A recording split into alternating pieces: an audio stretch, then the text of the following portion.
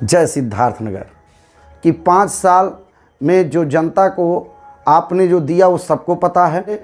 Education आप अच्छा खासा सही कर दीजिए।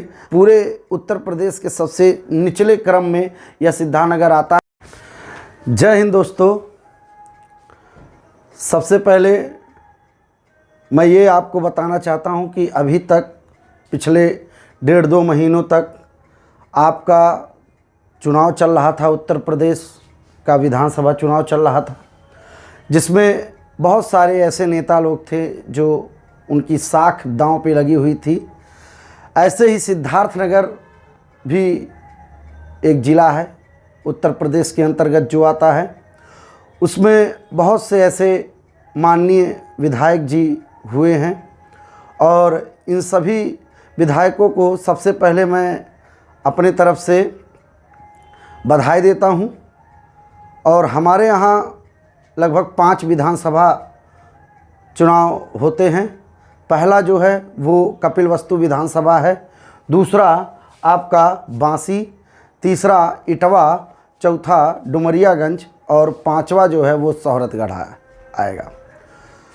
मैं माननीय योगी आदित्यनाथ जी को बहुत बहुत बधाई देता हूं कि प्रचंड बहुमत के साथ उनकी सरकार आ रही है। उत्तर प्रदेश में सरकार आ रही है, ठीक है, लेकिन अब आगे आपको और भी कार्य करने हैं। माननीय योगी आदित्यनाथ जी को बुलडोज़र बाबा के नाम से बोला जाता है। अब अगर बात किया जाए कपिलवस्तु विधानसभा के चुनाव की, तो उसमें बहुत से ऐसे नेता थे जो अपना साख दांव पे लगाए थे। जैसे भाजपा से श्री श्यामधनी राही जी और सपा से विजय पासवान जी और बसपा से कन्हैया प्रसाद कनौजिया जी।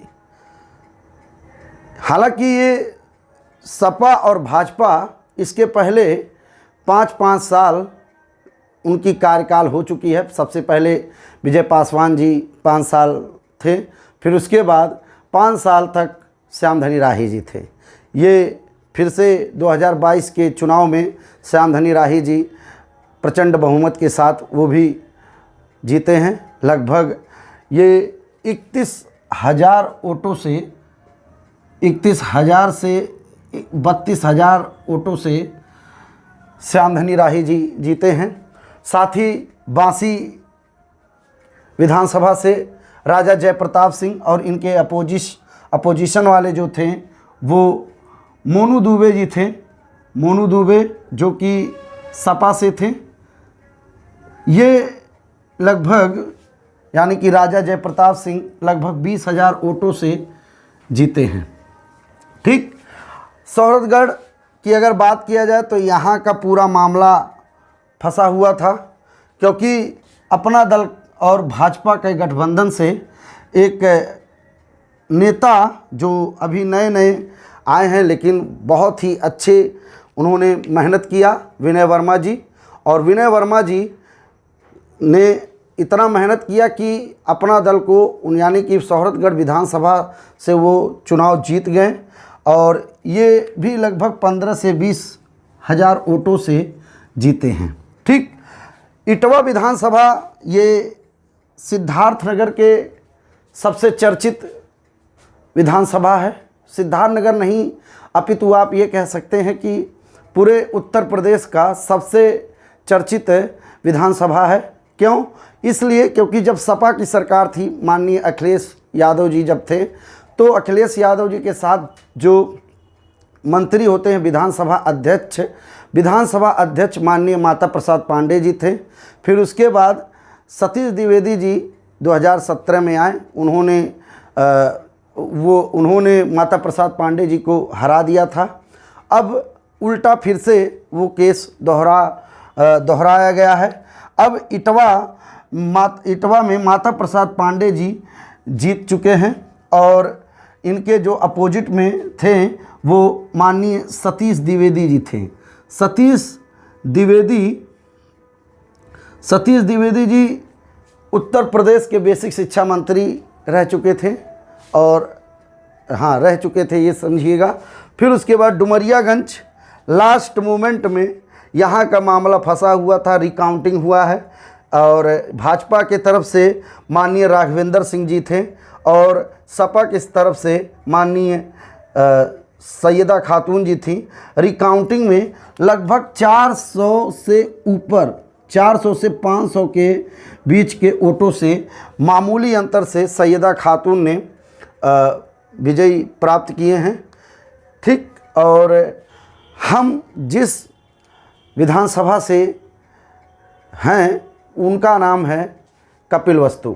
कपिलवस्तु विधानसभा के अंतर्गत भाजपा की प्रचंड बहुमत के साथ सरकार बनी है, जिसके माननीय विधायक जी श्यामधनी राही जी हैं। और श्यामधनी राही जी, एक बात जान लीजिए, मैं आपसे बहुत अच्छी तरीके से मैं आपसे क्रमबद्ध निवेदन करता हूं कि 5 साल में जो जनता को आपने जो दिया वो सबको पता है।